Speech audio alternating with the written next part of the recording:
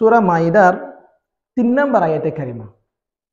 এখানে আল্লাহ রব্বুল আলামিন বান্দাদের কি বলতেছেন, হে আমার বান্দারা, আমি তোমাদের জন্য আজকে দিনকে পরিপূর্ণ করে দিলাম। সুবহানাল্লাহ। ওয়া আতমামতু আলাইকুম নি'মাতি, আমি আল্লাহ তাআলা তোমাদের উপর আমার নিয়ামতও পরিপূর্ণ করে দিলাম। সুবহানাল্লাহ। ওয়া রাদিতু লাকুমুল ইসলামা দীনা, এবং তোমাদের জন্য আমি ধর্ম হিসেবে ইসলামকে মনোনীত করলাম। সুবহানাল্লাহ। এই আয়াতে কারিমা নাজিল হওয়ার পরে আমাদের আকা নবী মুহাম্মদুর রাসূল সাল্লাল্লাহু তাআলা আলাইহি ওয়াসাল্লামের জাহেরি হায়াত মাত্র 81 দিন ছিল। কয় দিন? 81 দিন। এই আয়াতে কারিমা নাজিলের পরে কোনো প্রকার হুকুম আহকামের আয়াত আর নাজিল হয়নি। যখন এই আয়াতে কারিমা নাজিল হলো, একজন ইহুদি হযরতে ওমর রাদিয়াল্লাহু তাআলা আনহুর নিকট আসলেন, হুজুর, আপনাদের নবীর উপর আপনাদের খোদা একটি আয়াত নাজিল করেছে, যে আয়াতটি আমরা ইহুদিদের উপর যদি নাজিল করা হতো তাহলে আমরা সেই দিনকে ঈদ হিসেবে মেনে নিতাম, সেদিন আমরা ঈদ পালন করতাম। সুবহানাল্লাহ। তো হযরতে ফারুক আজম রাদিয়াল্লাহু তাআলা আনহু জিজ্ঞেস করলেন, আপনি কোন আয়াতের কথা বলতেছেন? তখন ইহুদি বলল, আল ইয়াউমা আকমালতু লাকুম দীনাকুম ওয়া আতমামতু নি'মাতি ওয়া রাদিতু লাকুমুল ইসলামা দীনা, আমি এই আয়াতের কথা বলতেছি।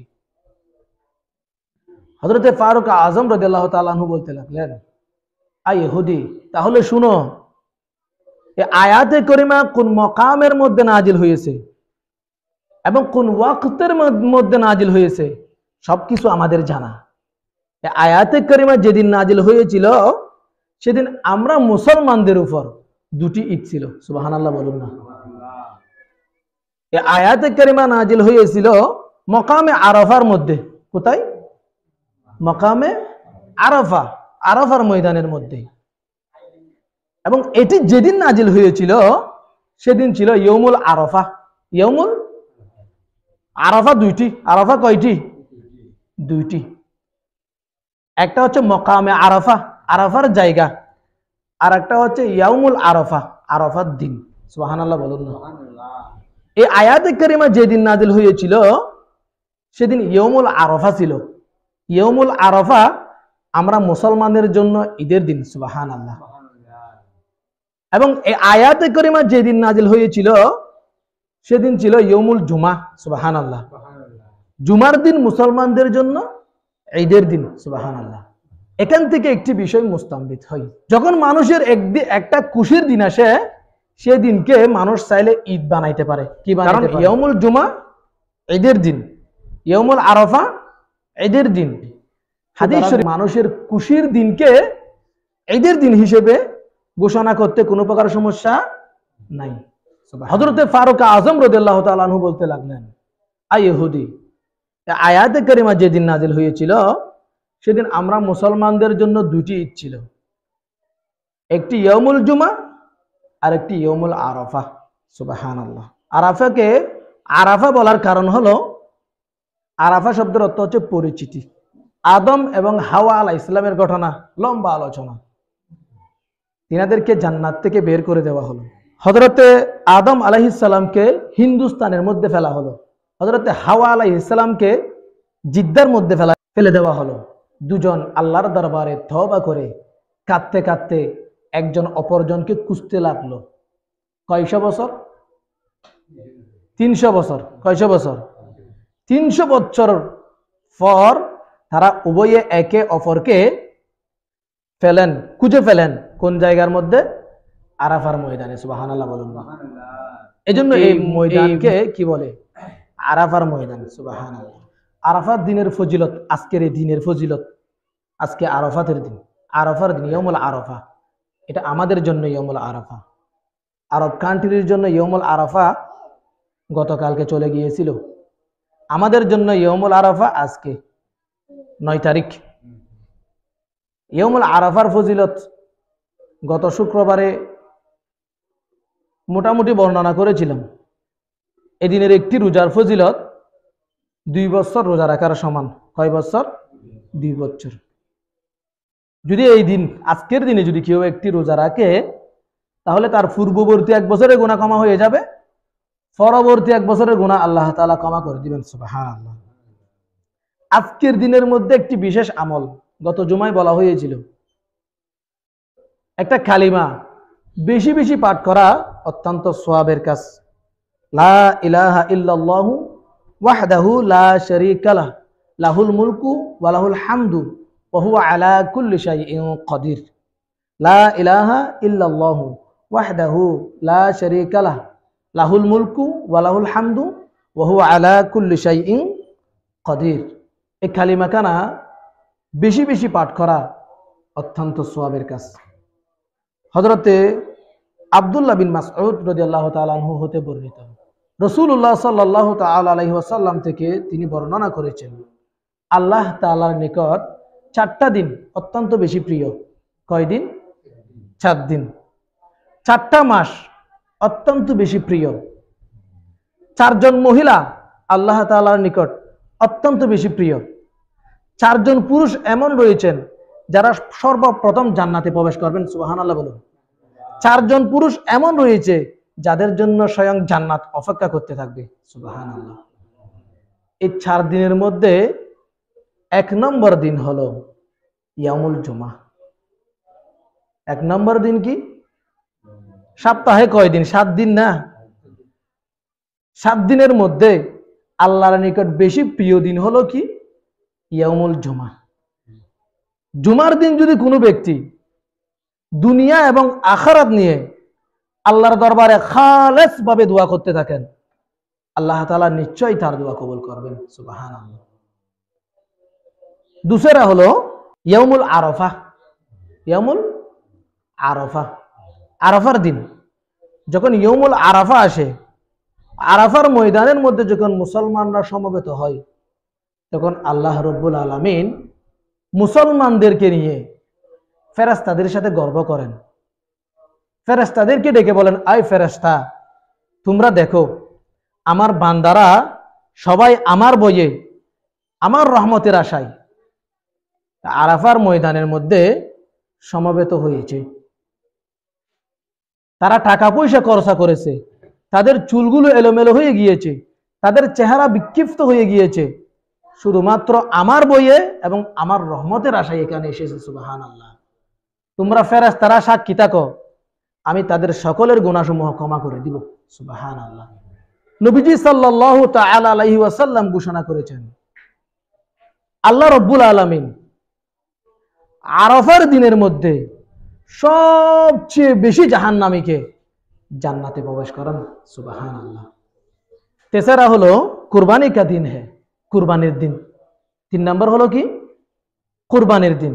আল্লাহর নিকট কয়টা দিন বেশি প্রিয়? 4টি। 3 নম্বর দিন হলো কি? কুরবানির দিন।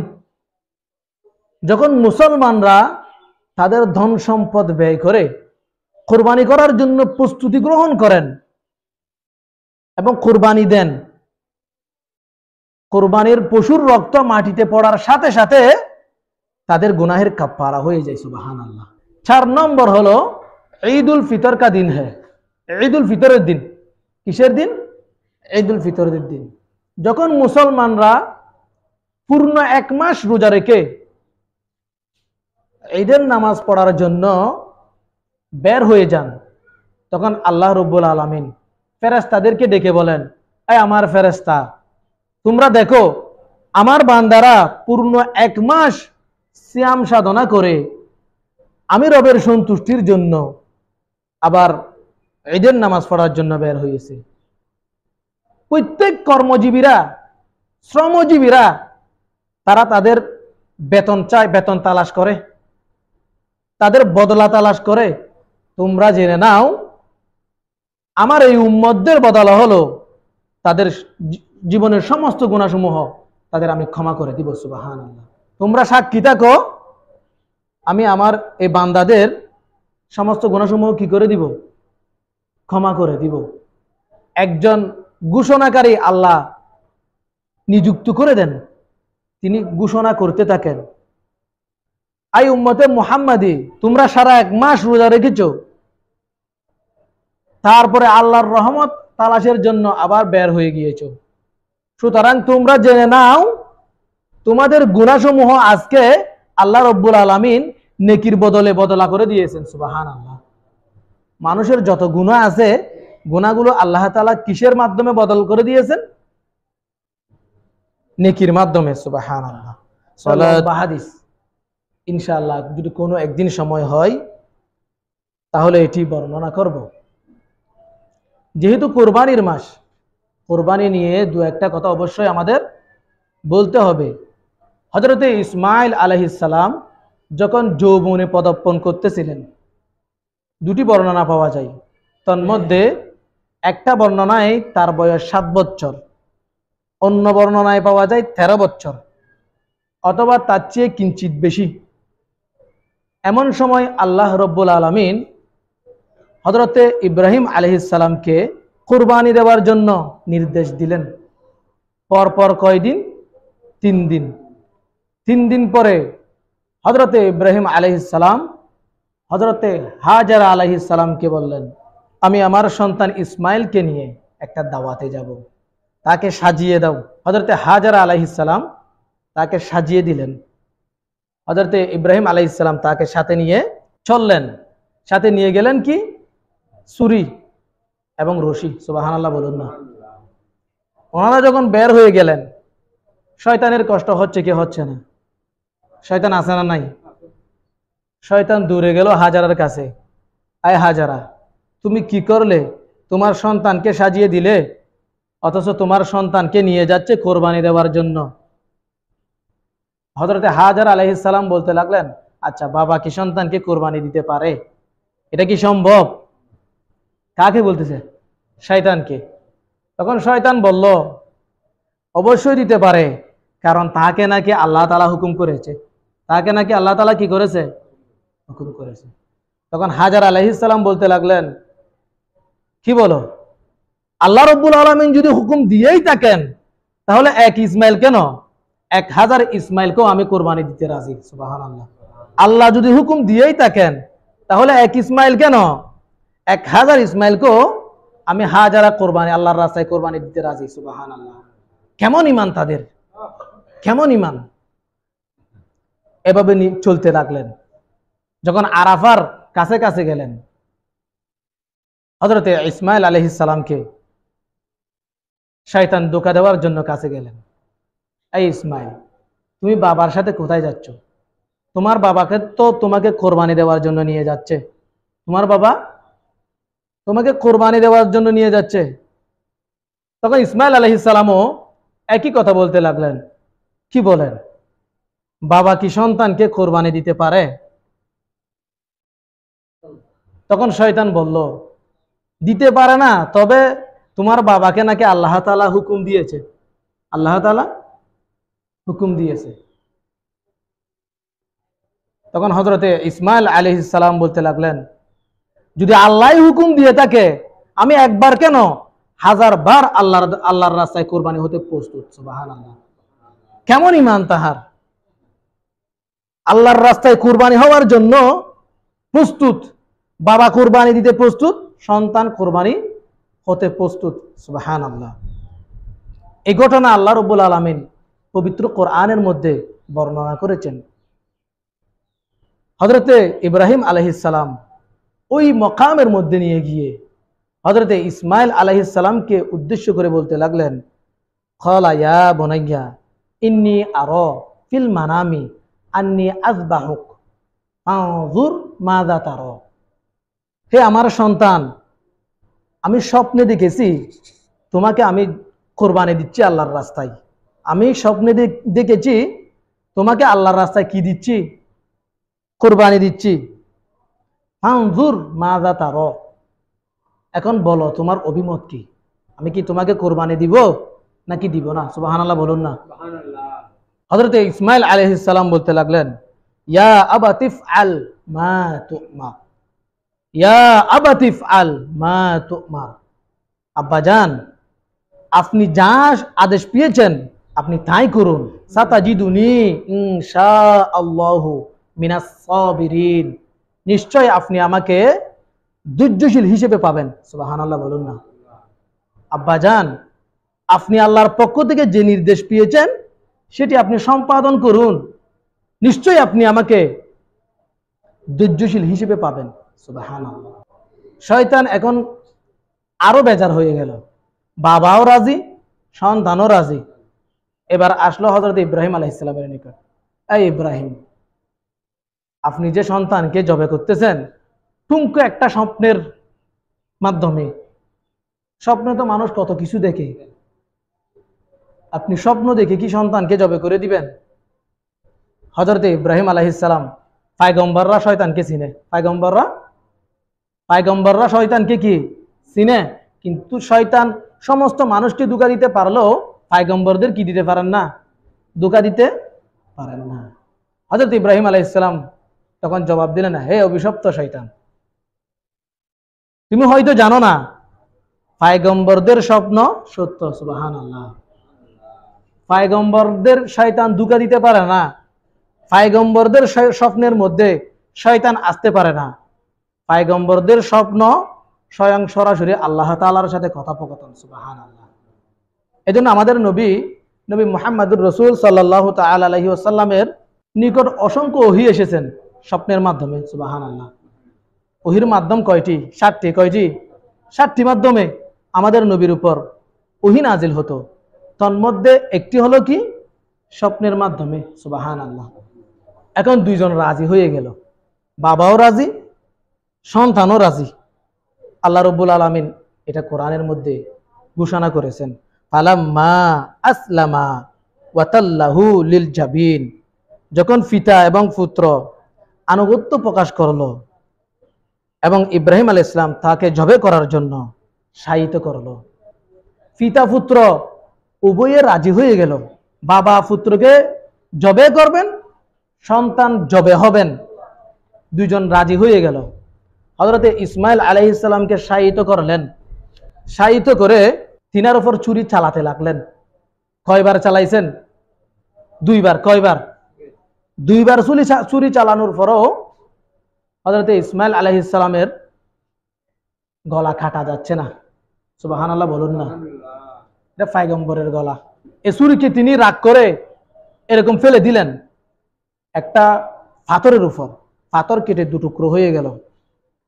তখন হযরতে ইব্রাহিম আলাইহিস সালাম বলতে লাগলেন, এই ছুরি, তুমি এরকম শক্ত পাথরকে কেটে দুটুকরো করতে পারো, অথচ নরম ইসমাইলের গলা কেন কাটতে পারো না? আল্লাহর হুকুমে ওই ছুরির জবান খুলে গেল। ছুরি উত্তর দিতে লাগলো, আল খলিলু ইয়ামুরুনি বিকতাই ওয়াল জলিলু ইয়ানহানি। খলিল আমাকে বলতেছে জবে করার জন্য। খলিল আমাকে কি বলতেছে? জবে করার জন্য। আর জলিল আমাকে নিষেধ করতেছে। জলিল আমাকে কি করতেছে? নিষেধ করতেছে। খলিল বলছে জবে করার জন্য, জলিল নিষেধ করতেছে। যে জলিলের অনুমতি পালনের জন্য খলিল নিজের সন্তানকে জবে করে দিতে পারে, সেই জলিলের বিরোধিতা আমি কিভাবে করি? সুবহানাল্লাহ বলুন না। আপনি যার হুকুম পালনের জন্য নিজের সন্তানকে জবে করে দিচ্ছেন, তার হুকুম পালনের জন্য আমি ইসমাইলের গলা কাটতে পারতেছি না। সুবহানাল্লাহ। তখন আল্লাহ রাব্বুল আলামিন হযরতে জিবরাইল আলাইহিস সালামকে ডাক দিলেন, এই জিবরাইল, আপনি দ্রুত যান, ইসমাইলকে উঠিয়ে নিয়ে সেখানে একটি ধুমবা দিয়ে দিন। সুবহানাল্লাহ। যখন হযরতে ইব্রাহিম আলাইহিস সালাম ছুরি আবার নিলেন জবে করার জন্য, 2 ফুট দূরত্বের মধ্যে আছে, তখন হযরতে জিবরাইল আলাইহিস সালাম বলতে লাগলেন, তখন আমি ছিলাম সিদরাই। কোথায়? সিদরাতুল মুনতাহায়। আল্লাহর হুকুম পাওয়া মাত্র আমি গেলাম জান্নাতে, সেখান থেকে ধুমবা নিয়ে এসে হযরতে ইসমাইল আলাইহিস সালামের জায়গায় বসাই দিলাম এবং ইসমাইলকে তুলে নিলাম। সুবহানাল্লাহ। হযরতে জিবরাইলের গতি কত একটু চিন্তা করুন। রাসূল পাক সাল্লাল্লাহু তাআলা আলাইহি ওয়াসাল্লাম হযরতে জিবরাইল আলাইহিস সালামকে বলতে লাগলেন, এই জিবরাইল, তোমাকে যে আল্লাহ এত শক্তি দিয়েছে, তোমাকে ফাঁকা দিয়েছে 360টি। কয়টি ফাঁকা? 360টি। হযরত জিবরাইল আলাইহিস সালাম সব সময় ব্যবহার করেন তো একটা ফাঁকা। কয়টা? আসমান থেকে জমিনে নামার জন্য ফাঁকা ব্যবহার করেন তো কয়টা? একটা। এই একটা ফাঁকা যদি ব্যবহার করে এখান থেকে এখানে আসার জন্য চোখ বন্ধ আর খুলতে যে সময়টা লাগে সে সময়ে তিনি এখানে পৌঁছেন। তো তোমার 360টি ফাঁকা, এগুলো তুমি কখনো ব্যবহার করেছো? তোমার পূর্ণ শক্তি তুমি কখনো ব্যবহার করেছো? ইয়া রাসূলুল্লাহ, আমি 4 বার পূর্ণ শক্তি ব্যবহার করেছি। কয়বার? 4 বার।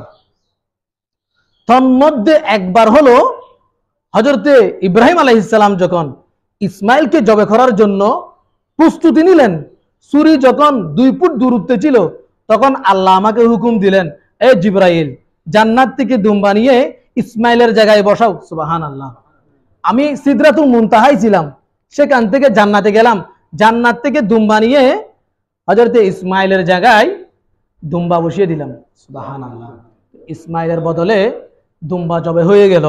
জবে হওয়ার পরে আল্লাহ রাব্বুল আলামিন ডাক দিলেন, ওয়ানাদাইনাহু আইয়া ইব্রাহিম। আল্লাহ রাব্বুল আলামিন ইব্রাহিম আলাইহিস সালামকে ডাক দিলেন, কদ সাদ্দাকাতার রুয়া আই ইব্রাহিম, তুমি তোমার স্বপ্নকে সত্যে রূপান্তরিত করেছো। সুবহানাল্লাহ। ইন্নাকা যালিকা নাজজিল মুহসিনিন, নিশ্চয় আমি এভাবে মুহসিনদেরকে পুরস্কার দিয়ে থাকি। সুবহানাল্লাহ। ইন্না হাযা লাহুয়াল বালাউল মুবিন ওয়া ফাদাইনাহু বিযিবহিন আযীম। এখানে যিবহিন আযীম বলেছেন আল্লাহ রাব্বুল আলামিন, যে দুম্বা তুমি আপনি জবে করেছেন সেটা মহান একটি জন্তু আল্লাহর পক্ষ থেকে হযরতে ইসমাইলের বদলে পাঠানো হয়েছে। সুবহানাল্লাহ। ওয়া তারাকনা আলাইহি ফিল আখিরিন, এবং এটি পূর্ববর্তীদের জন্য আমি আল্লাহ তাআলা অনুকরণের একটা মাধ্যম বানিয়ে দিলাম। সুবহানাল্লাহ।